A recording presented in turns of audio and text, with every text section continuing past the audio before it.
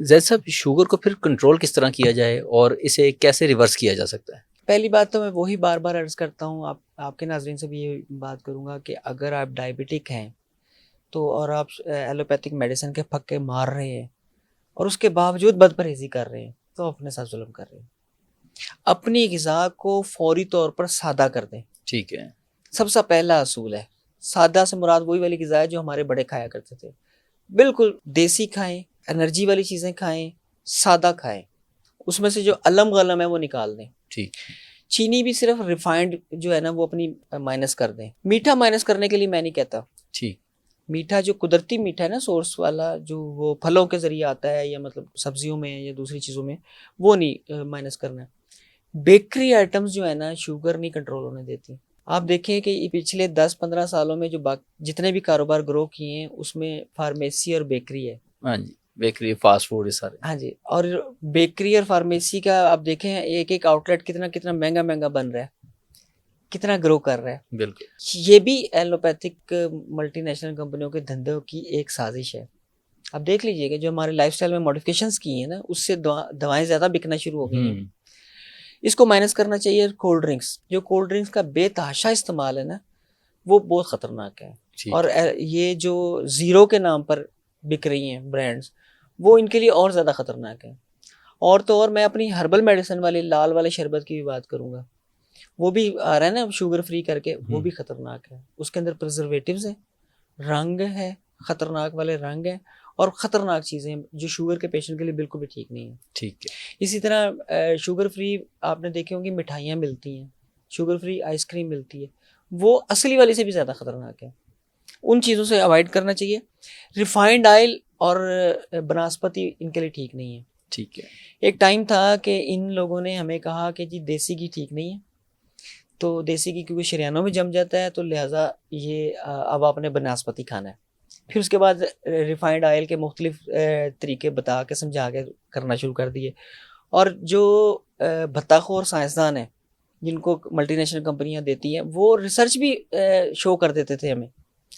اب وہ ساری کی ساری ریسرچ الٹی ہو گئی ہے، وہ کہتے ہیں دیسی گھی کھائیں. بالکل. ہم پہلے بھی کہتے تھے دیسی گھی کھائیں، اب بھی کہتے ہیں دیسی گھی کھائیں، بعد میں بھی کہیں گے دیسی گھی کھائیں. مکھن اور دیسی گھی شوگر والے پیشنٹ کے لیے بڑا بہترین ہے، وہ کھائیں. یہ کم لگتا ہے، ہانڈی پکائیں نا اس میں تو سستا پڑتا ہے. ٹھیک ہے. سرسوں کے تیل میں ہانڈی پکائیں سستی پڑتی ہے اور وہ بہت ہی معیاری ہے. زیتون کے تیل میں ہانڈی پکائیں تو بالکل ہی تھوڑا سا لگتا ہے، تھوڑا سا زیتون کا تیل لگتا ہے، ہانڈیاں بڑی بہترین بنتی ہے اور ذائقہ بڑا زبردست ہوتا ہے. سب کے لیے، آپ کے بچوں کے لیے بھی بہترین ہے. یہ مکمل کرنے کے بعد اپنی پلیٹ میں سے سالن آدھا کر کے آدھا سلاد کو حصہ دے دیں. سلاد جو آپ کو پسند ہے، گرمی ہے تو گرمیوں کے پھلوں کو بھی شامل کیا جا سکتا ہے، کھیرے کو، سردیاں ہیں تو مولی، گاجر وغیرہ کو، بلکہ سلاد میں تھوڑے سے پھل بھی شامل کریں. ٹھیک ہے.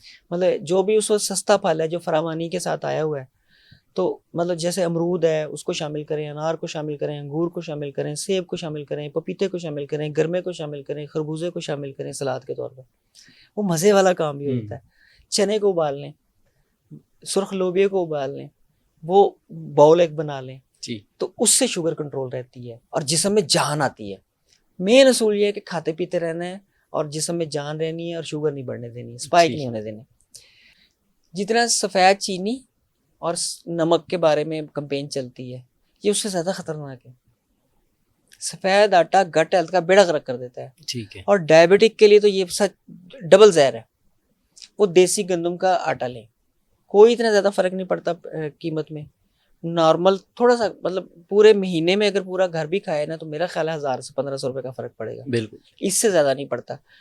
تو ڈائبٹک جو لوگ ہیں ان کے لیے گندم والا جو ہے نا موٹا وہ آٹا.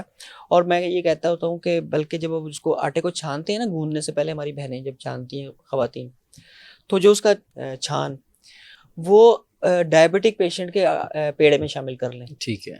باقی پورے گھر والا جو آٹا ہے نا اس میں سے جو بھی نکلے وہ بھی اس میں شامل کر لیں. دیکھیے اب دنوں میں کنٹرول ہونا شروع ہو جاتی شوگر. اس کے علاوہ مکمل پھل کھانا ہے، جوس نہیں پینا، کوئی بھی کسی بھی پھل کا جوس نہیں پینا. ٹھیک. مکمل پھل فائبر سمیت. سردیاں تو مالٹا مکمل کھانا ہے، سیب مکمل کھانا ہے، مطلب جو بھی چیز ہے نا وہ مکمل کھائیں تو اس سے بھی شوگر کنٹرول نہیں ہوتی. 30 منٹ واک کھانا کھانے کے بعد لازمی ہے. خالی پیٹ والی واک جو ہے نا نقصان دیتی ہے.